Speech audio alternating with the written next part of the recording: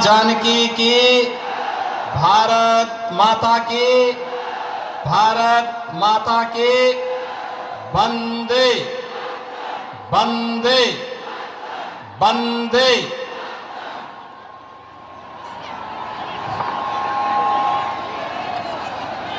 पूर्व केंद्रीय मंत्री माननीय सांसद श्री फग्गन सिंह कुलस्ते जी,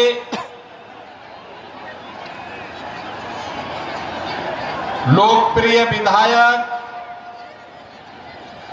एनडीए के प्रत्याशी श्री नीरज कुमार सिंह बबलू जी, पूर्व केंद्रीय मंत्री विधान पार्षद श्री शहनवाज हुसैन जी, उत्तर प्रदेश सरकार के पूर्व मंत्री और प्रयागराज से विधायक श्री सिद्धार्थनाथ सिंह जी, भारतीय जनता पार्टी के जिलाध्यक्ष श्री नरेंद्र ऋषिदेव जी, पूर्व सांसद श्री विश्व मोहन कुमार जी, विधानसभा के संयोजक श्री राम कुमार राम जी, मुखिया मधुबनी पंचायत श्री सीतानंद झा जी, पूर्व विधायक श्री उदय प्रकाश गोहित जी, मुखिया बलवा श्री राम जी मंडल जी, जदयू नेता श्री फेक नारायण मंडल जी, महिला मोर्चा की नेत्री श्रीमती अर्चना मेहता जी, प्रदेश मंत्री श्री मनोज सिंह जी, शिव कुमार भगत जी, संतोष प्रधान जी, शालिग्राम पांडे जी, नगर परिषद सुपौल के अध्यक्ष राघवेंद्र झा जी, सिद्धार्थ सिंधु जी, भारी जनसमूह के साथ आज छातापुर विधानसभा के इस चुनावी सभा में आशीर्वाद देने के लिए आए हुए हमारे सभी पूज्य संत जन, उपस्थित बहनें और नौजवान साथियों, मैं सबसे पहले बिहार की इस पावन धरा को, जिस धरा ने मां जानकी को जन्म दिया, इस पावन धरा को जो भक्ति और शक्ति की धरती है, इस पावन धरा को कोटि कोटि नमन करते हुए आप सभी पूज्य संतों का, आप सभी बहनों और भाइयों का हृदय से मैं स्वागत करता हूं, अभिनंदन करता हूं। बहनों और भाइयों, मैं आज प्रातः ही प्रभु श्री राम की पावन धरा, अयोध्या की पावन धरती से सीधे बिहार के अंदर आया हूं। बिहार विधानसभा चुनाव आज प्रचार का अंतिम दिन है, तो स्वाभाविक रूप से कई जगह जाना होगा। इससे पहले 2 जनसभाओं को संबोधित करके वे तीसरी में मैं आया हूं और अभी मुझे और जगह जाना है, इसलिए मैं आपके बीच में आया हूं। सुपौल के इस उत्साह को देख करके, यहां पर आपके उत्साह और आपके इस भारी जनसमूह को देख करके मैं विश्वास के साथ कह सकता हूं कि 14 नवंबर को जब बिहार विधानसभा के ईवीएम खुलेंगे, तो फिर एक बार एनडीए सरकार की शंखनाद छातापुर के साथ साथ पूरे बिहार के अंदर होने जा रही है। बहनों और भाइयों, बिहार जिसका अपना गौरवशाली इतिहास हो, आप याद करिए, महात्मा बुद्ध को ज्ञान प्रदान करने वाली धरा बिहार है। बिहार भारत का स्वर्ण युग लाने वाली धरा है। 24वें तीर्थंकर भगवान महावीर का जन्म इसी बिहार में हुआ था। देश के पहले राष्ट्रपति डॉक्टर राजेंद्र प्रसाद जी, लोकनायक जयप्रकाश नारायण जी, जननायक कर्पूरी ठाकुर जी इसी पावन धरा में जन्म लिए थे और मैथिली भोजपुरी संस्कृति को छठ गीतों के माध्यम से वैश्विक पहचान दिलाने वाली शारदा सिन्हा भी इसी क्षेत्र की, इसी बिहार की उपज है, बिहार में ही जन्मी है। बहनों और भाइयों, ये बिहार, जिस बिहार ने आर्यभट्ट जैसा खगोल शास्त्री दिया हो, जिस बिहार ने भारत के स्वर्ण युग को लाने वाले चाणक्य और चंद्रगुप्त मौर्य की जोड़ी दी हो, वह बिहार किन कारणों से बीमारू हो गया था? कौन वे कारक थे कि बिहार को लोग जंगल राज के रूप में जानने लगे थे? बहनों और भाइयों, अगर इस पाप का दोषी कोई है तो वह केवल और केवल कांग्रेस और आरजेडी इस पाप के भागीदार हैं। याद करिए, जिस बिहार ने नालंदा विश्वविद्यालय देकर के दुनिया को ज्ञानवान बनाया होगा, उस बिहार में इन दोनों के शासन काल में बिहार में साक्षरता में सबसे नीचे पायदान पर बिहार चला गया था। जंगल रास्ता, परिवारवादी व्यवस्था ने बिहार के अंदर जाति जाति को आपस में लड़ा करके अराजकता, गुंडागिर्दी का जो तांडव किया, उसने बिहार के नौजवानों के सामने पहचान का संकट खड़ा कर दिया। अन्नदाता किसान को प्लान करने के लिए मजबूर कर दिया। बिहार के नागरिकों को, गरीबों को भूखों मरने के लिए छोड़ दिया गया। बिहार के अंदर सरकार के खजाने का पैसे में लूट मच गई थी। याद करिए, जो बड़ी बड़ी घोषणाओं के साथ आज कांग्रेस आरजेडी का ये महागठबंधन आपके बीच में आया है।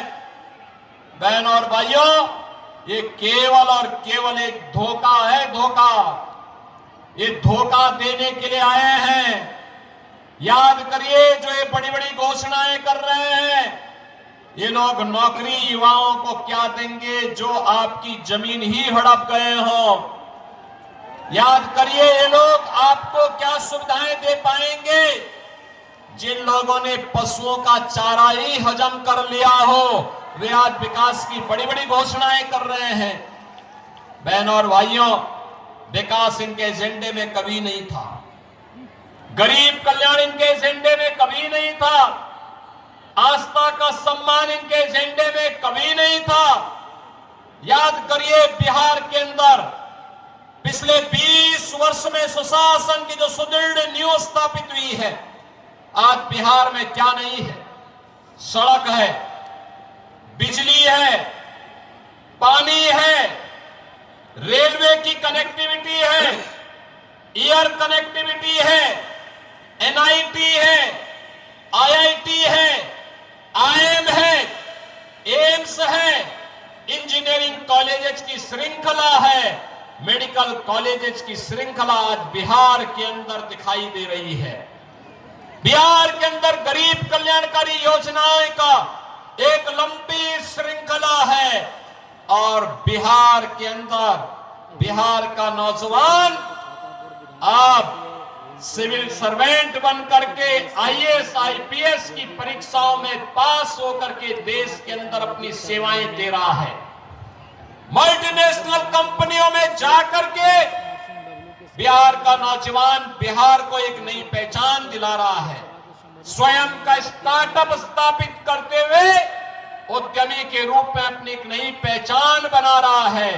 बिहार के नौजवान को अवसर मिलना चाहिए था, अवसर मिला तो सुशासन की सरकार ने बिहार के नौजवान को प्लेटफॉर्म दिया, उसने अपनी प्रतिभा को पूरी दुनिया के अंदर छाप छोड़ने में कोई कोताही नहीं बरती। बहनों और भाइयों, विकास और समृद्धि की धारा लगातार आगे बढ़नी चाहिए और इसी के लिए आपका आह्वान करने के लिए मैं आज आपके बीच आया हूं।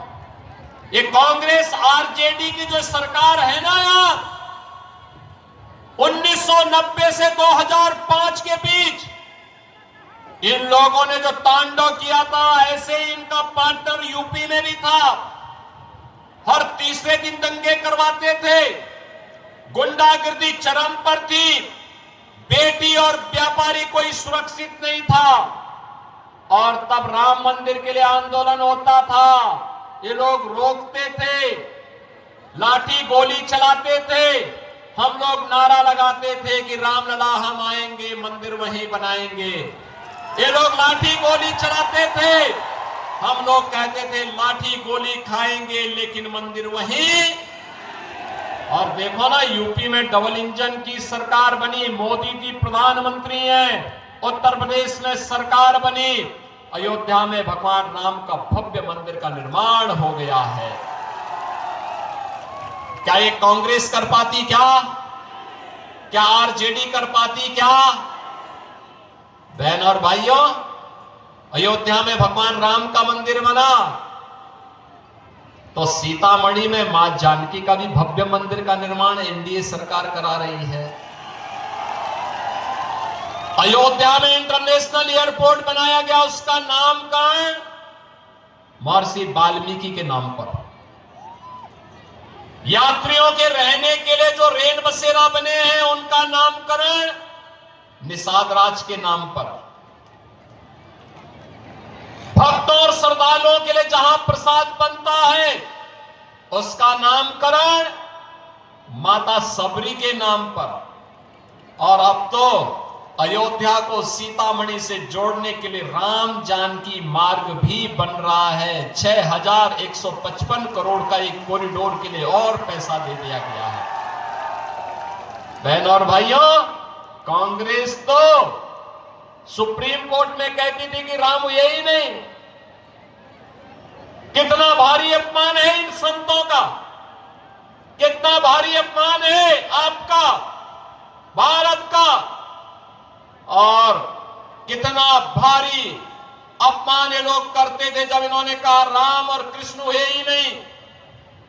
आरजेडी ने राम मंदिर का रथ रोक दिया था, इनके पार्टनर ने उत्तर प्रदेश में राम भक्तों पर गोलियां चलाई थी, अयोध्या को लहूलुहान किया था। लेकिन बहनों और भाइयों,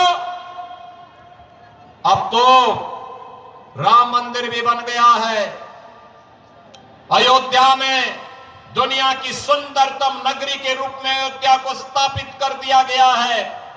और अयोध्या में मैं तो आपसे कहने के लिए आया हूं, जो एक खानदानी लुटेरे फिर से आपका झूठा आश्वासन देने के लिए आए हैं, खानदानी माफियाओं का समर्थन कर रहे हैं, एड़ी चोटी लगा रहे हैं। एक खानदानी माफिया और खानदानी माफिया को फिर से किसी भी प्रकार से सत्ता में आकर के बिहार में जंगल राज नहीं लाने देना है, नहीं लाने देना है। याद करना, यूपी में तब हम बीमारू राज्य से उबर पाए जब हमने राम मंदिर भी बनाया, विकास भी कराया, लेकिन विकास के पहले सुरक्षा की पुख्ता व्यवस्था की। बेटी की सुरक्षा और व्यापारी की सुरक्षा के लिए कोई व्यक्ति अगर सेंध लगाता है तो उसको बोल दिया जाता है कि भाई तुम्हारा तो यमराज का टिकट पक्का। बहनों और भाइयों, आज उत्तर प्रदेश में माफिया पस्त है। जब उत्तर प्रदेश का बुलडोजर चलता है और माफिया की हड्डी पसली एक करके सड़क के साथ रोकता है, तो उत्तर प्रदेश की सड़कें तो अच्छी बनती हैं, विकास की गति और बढ़ जाती है। और उत्तर प्रदेश में फिर कोई दंगा फसाद करने, अराजकता फैलाने, बेटी और बहन की इज्जत के साथ खिलवाड़ करने किसी व्यापारी को धमकी देने का दुस्साहस नहीं कर सकता है। याद करिए ना, आरजेडी के समय में बिहार के अंदर 30,000 से अधिक अपहरण हुए थे। न व्यापारी सुरक्षित था, न इंजीनियर सुरक्षित था, न डॉक्टर सुरक्षित था, न बेटी सुरक्षित थी, न बच्चे सुरक्षित थे। बिहार में जंगल राज ला करके इन लोगों ने एक परिवार की बपौती बना करके बिहार को पूरा लूट खसोट किया था। मोदी जी के नेतृत्व में आप देख रहे हैं 80 करोड़ लोग देश के अंदर फ्री में राशन की सुविधा का लाभ प्राप्त कर रहे हैं। 50 करोड़ लोगों को मुफ्त में स्वास्थ्य की सुविधा, 5 लाख रुपए प्रतिवर्ष की सुविधा प्राप्त हो रही है। और बहनों और भाइयों, 46 करोड़ लोगों के जनधन अकाउंट खोल करके भ्रष्टाचार मुक्त व्यवस्था, सरकार का पैसा सीधे गरीब के खाते में जाएगा। 12 करोड़ अन्नदाता किसानों को किसान सम्मान निधि का लाभ, 12 करोड़ गरीबों के घर में शौचालय, 10 करोड़ लोगों को उज्ज्वला योजना का कनेक्शन। याद करिए, कांग्रेस के समय में यह रसोई गैस का कनेक्शन 50,000 रुपए में ब्लैक होता था। मोदी जी ने 10 करोड़ परिवारों को फ्री में कनेक्शन देने का काम किया, फ्री में। 4 करोड़ गरीबों के मकान प्रधानमंत्री आवास योजना में बन गए। 3 करोड़ लोगों को बिजली के फ्री में कनेक्शन, यानी राशन फ्री, स्वास्थ्य की सुविधा फ्री, विद्युत का कनेक्शन फ्री, उज्ज्वला योजना का रसोई गैस का कनेक्शन फ्री, और हर घर नल के माध्यम से पेयजल की सुविधा फ्री। आज बिहार का नौजवान, बिहार का अन्नदाता किसान, बिहार का हर नागरिक खुशहाली की, सुशासन की सुदृढ़ नींव पर एक समृद्ध और विकसित बिहार बनाने के लिए आगे बढ़ना चाहता है। बहनों और भाइयों, पहले चरण के चुनाव के मतदान ने और उसके रुझान ने साबित किया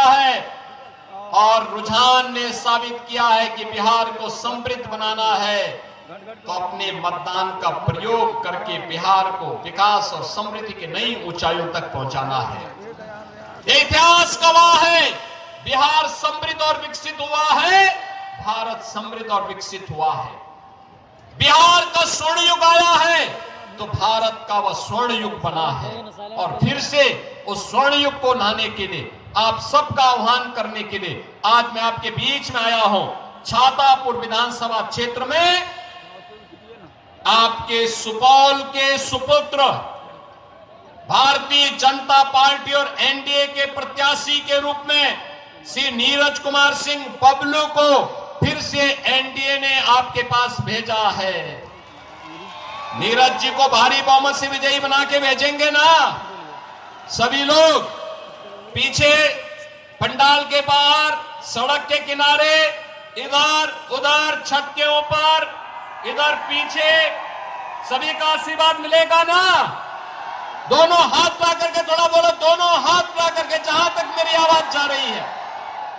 सभी लोग इधर भी, क्या भारी जनसैलाब है, जैसे लगता है पूरा सुपौल जनपद ही उमड़ कर गया है। बहन और भाइयों, लेकिन सुपौल में सुपौल का सुपुत्र, भारतीय जनता पार्टी के नेता और एनडीए के प्रत्याशी श्री नीरज कुमार सिंह बबलू तब भारी बहुमत से विजयी होंगे जब आप घर घर जाकर के मोदी जी और नीतीश बाबू का संदेशा घर घर पहुंचाएंगे कि कमल छाप पे नीरज कुमार सिंह बबलू को भारी बहुमत से विजयी बनाना है। अगले 24 घंटे मेहनत करेंगे इसके लिए, जाएंगे घर घर, जाएंगे ना, संदेशा को घर घर पहुंचाएंगे। तो फिर मेरे साथ बोलेंगे, भारत माता की, भारत माता की, भारत माता की जय श्री राम, जय जय श्री राम। जय श्री राम, जय श्री राम, जय श्री राम, जय श्री राम, जय श्री राम, जय श्री राम, जय श्री राम, जय श्री राम,